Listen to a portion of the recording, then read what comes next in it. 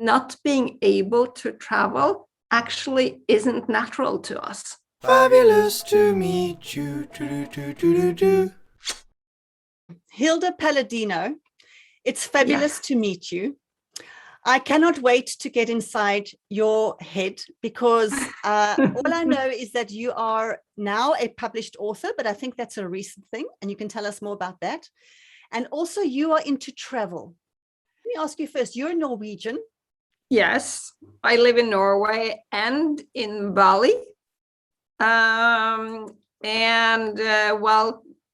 you were talking about my book, and actually I had an interview today and someone said, I've heard you moved over 30 times. What is that? No, you've moved over 30 times. Yeah, probably. And I guess that started in my childhood when we moved quite a bit. And I think that sort of stuck, that now I get restless. That is one thing in books and travels. That really is my fab go-to stuff. In books, it's about reading and writing, and in travels, it's of course destination. But as you say, travel is so much more than that. And I think that by having traveled both for leisure, but also lived on 3 continents and traveled extensively throughout my life, I have seen that travel can be, I'm very aware of how it has affected me, good and bad, obviously, that I'm sort of always on the go, always want to be ready to pick up my stuff and leave. But also I've seen that how an impact it has had on my life and how I learn faster when I travel. It's done research on that too, that shows that we are more creative when we travel. And so I just think that is super, super interesting. So tell us more about that. So tell us some of the most fabulous destinations that you've been to. The reason why I chose to split my time between Indonesia and Norway, and nature, of course. And one of my favorite things to do when I travel is diving and hiking. But also one of the magical things about Indonesia is all the different cultures. Being an archipelago with over 17,000 islands, where people traditionally didn't travel much and still don't, right, to be honest, then all of these different cultures have been allowed to evolve without interference. And that, I think, makes it for a very unique country and a very unique world. So have you spent time with kind of the local people more so than the average kind of tourist or anything like that? How have you? Absolutely. I've been fascinated with sea nomads that a lot of people don't even know about. I'm a nomad myself, and so figure it had to be sea nomads. What are sea nomads? So back in time, there were people that used to live on boats. Right. And so we don't really know where they come from, but Indonesia has acknowledged them as their people, even though you can find them in the Philippines, in Thailand, in Burma. You find them several places, but Indonesians thinks that there is a report from France, from university there, that shows that they originated in Indonesia. Some say they come from China. We don't really know, but they lived on boats as nomads, really. And if you think about it, a nomadic life is actually what is most natural to us, because settling down is quite a recent invention. So being nomadic, and I think that's why so many people have had a tough time during lockdowns and the pandemic, is because not being able to travel actually isn't natural to us. It is fabulous to meet you. So my fabulous things are obviously books and travel. And one of the things that I absolutely love about traveling is diving. And there are many reasons to that. There are obviously colorful fish, corals, plants, and animals, but you're really so close to nature when you're diving.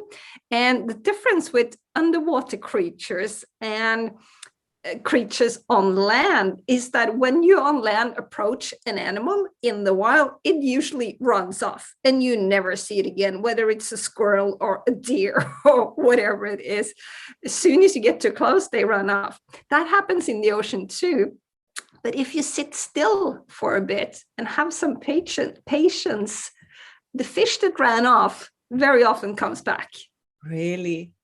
And so if make you just friends with the fish. There, yeah, if you just sit there, the animals can be very curious about you. And I don't know, do we have time for a little example and a little story? Absolutely. So one incident that I had in Indonesia also a few years back was at excuse me, at the end of a dive. And my dive guide and I was the only ones that were in the water. So we were diving off a boat, and all the other ones had gone up and had surfaced. And we were the only ones in the water because I don't use much air when I'm diving because I'm so relaxed and loving it. So I'm just like, oh, calm, you know. And so we saw a quite large cuttlefish. They are similar to octopuses, for those who don't know. And it swam past us, minding its own business.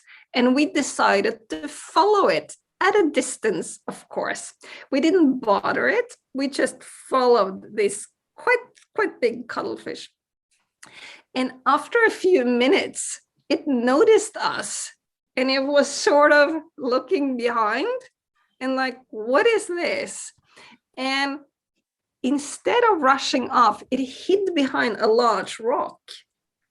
So this was on a sandy bottom. So we just descended like all the way to the sand and we just sat completely still. So we didn't scare it off. And after we were maybe 10 meters away or something. And after a little while, it just peeked up from the side of the rock. How cute. And then down again. And then up on the other side. And then down again. And it kept on going like that. It was just checking us out. It was not scared. It was just checking it out. And after a couple of minutes, we just swam back the way we had come though. But it was such a beautiful little encounter with an animal. I love that so much.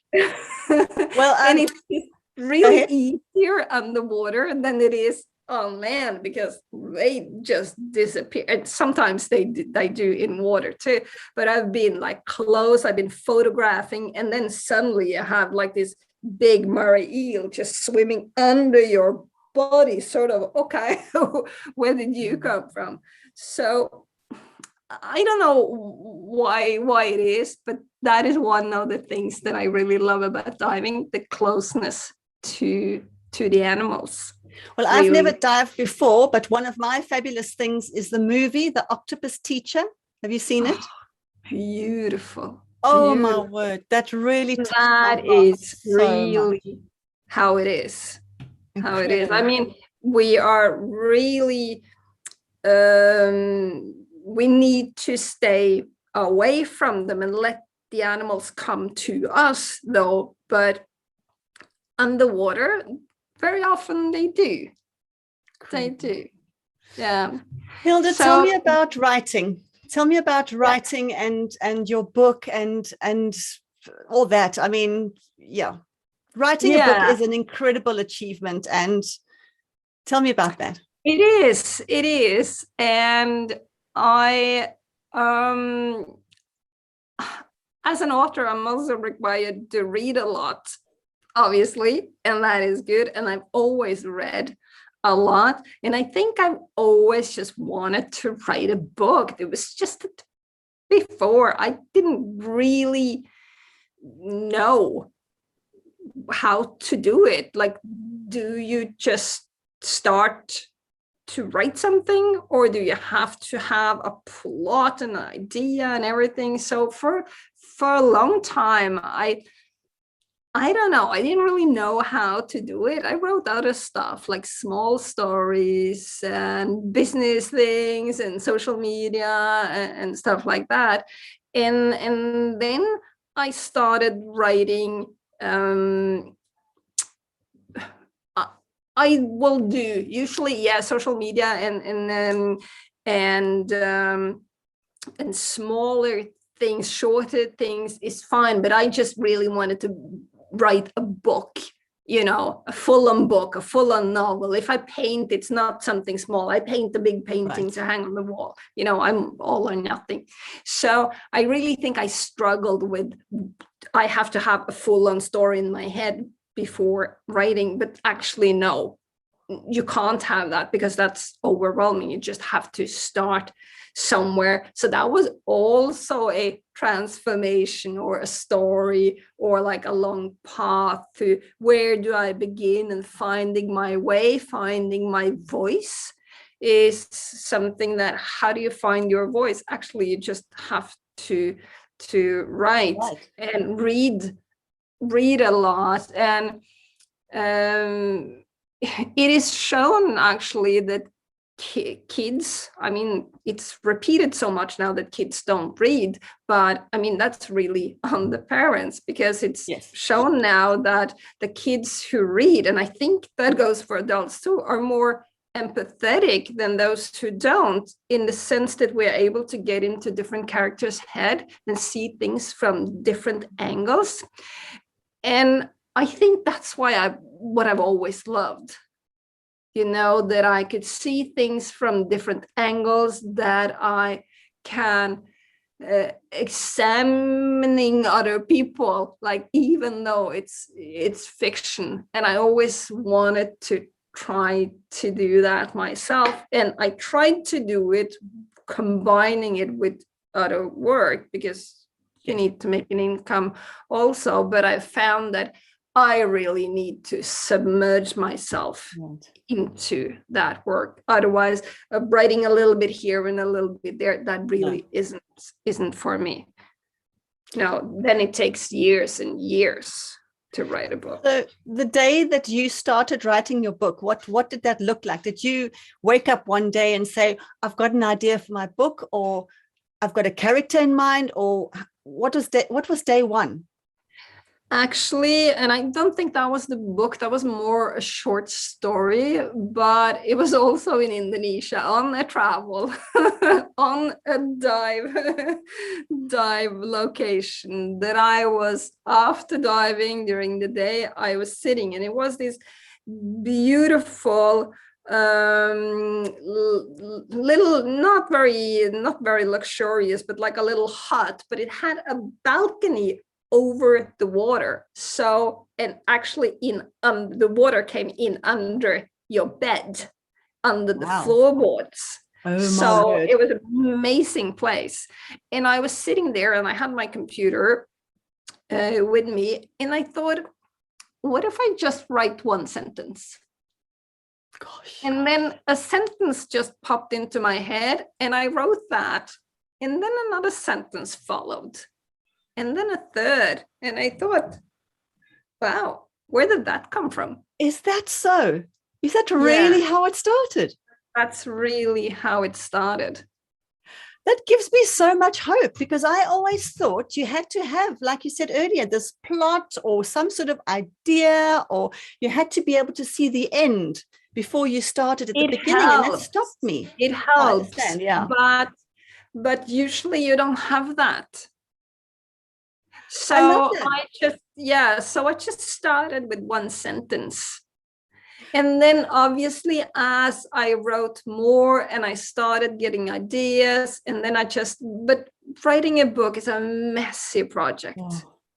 Really, really. So maybe you think, okay, I'll have a little bit of that in my beginning. I don't know what I have next. And then maybe I want to have this kind of character and what comes natural. So it's a lot of, messiness. But what helps is also to write things down and maybe on post-it notes, like a little things that you want to have in your story, or it depends what kind of books, and then just put it maybe on the wall and see if you can see like a halfway thread through it. So there are many ways to doing that, but my start was with one sentence, really. So what my takeaway is, and this is one of my new fabulous things now, is writing a book organically.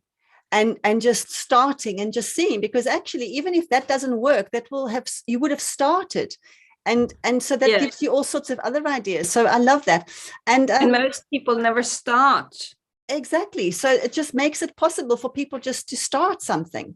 And who knows where that might lead. And most writing is rewriting. Right. Because there's no such thing as new ideas anymore, really. Is that what you're saying?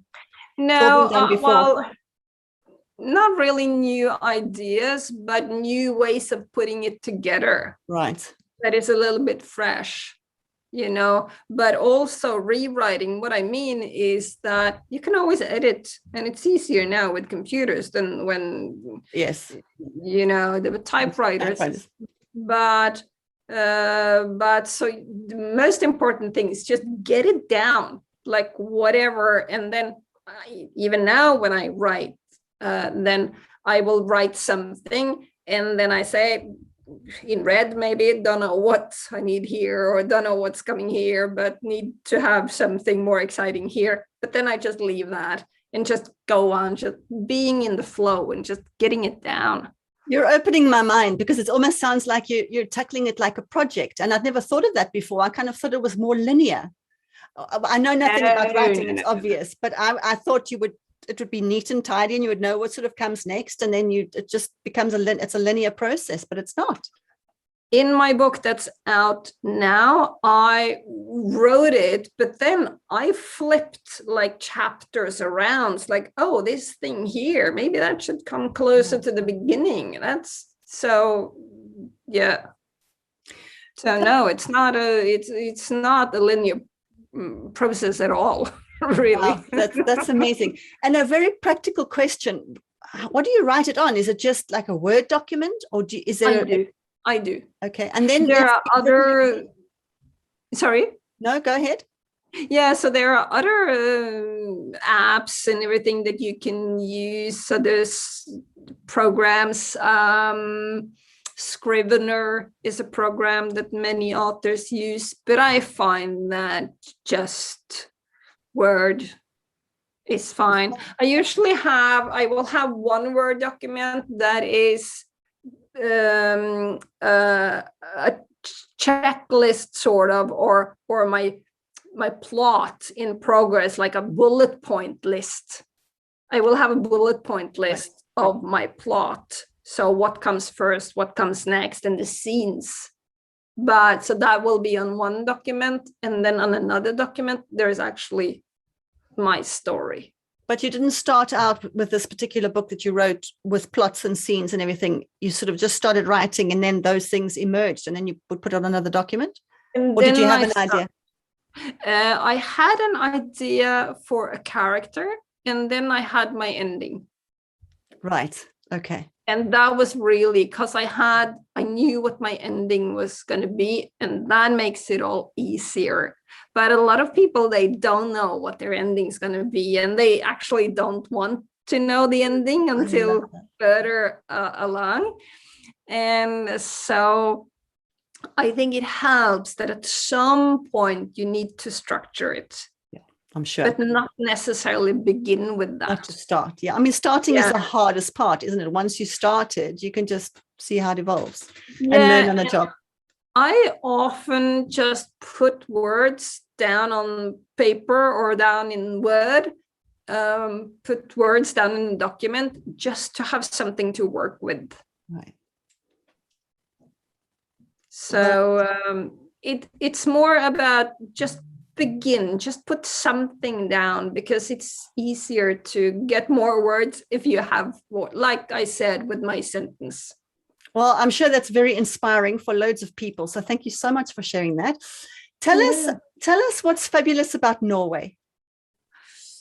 Yeah, I was thinking about that when you asked me before this call. And there is obviously, when you think about Norway, it's the nature and everything. But what I thought is quite fabulous is that you can ice bathe in the center of Oslo, the capital, which I think is quite cool, because many places in the world, ice bathing has become sort of the rave, and we understand how healthy it can be, and it's a fun thing. Excuse me, it's a fun thing to do with your friends, and you have this crazy Wim Hof method that where we train our mental toughness and everything.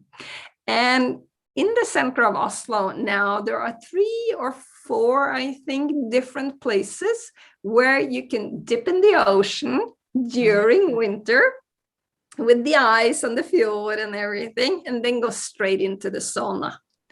And each place has multiple small saunas with room for 4 to 15 people. And it's just easy to get to because it's all in the center of town by the water. Wow. So that is something that I think is quite fabulous.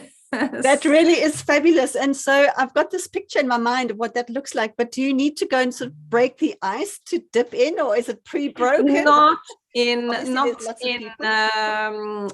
in Oslo, because it's pretty much broken up. Right. But we've gone to some lakes, also just in the outskirts. You take the subway, because the nature is so close to the inner city. So we can take the subway up to a lake, and there, during winter, there is a hole in the ice. There's no saunas up there though. So you have one swim and that's it. So, or swim, it's not even a swim, it's a dip. But unforgettable, I'm sure. And it really, that sounds absolutely fabulous to me. Absolutely. And if someone told me 2-3 years ago that I would be swimming in Norway during winter, I would have told them they were out of their friggin' minds, because I hate to be cold. I hate freezing. But then someone challenged me to do it, and I did, and I realized that you're actually not cold, because if the water is cold enough. Yes. So now in May, it's already getting too hot, yes. Which is maybe just like 10 degrees, right? But sounds almost too hot, because then your body feels the cold, right? But if it's like 4 or 5 degrees in the water, the body just registers that you're about to kill yourself. You are crazy. I need to save you. So it pumps all the warmth and the good stuff and the endorphins and everything. It just pumps it out in the blood, and you just feel this amazing warmth. I was going to say you should be an author, because you're giving us such an amazing picture of your words.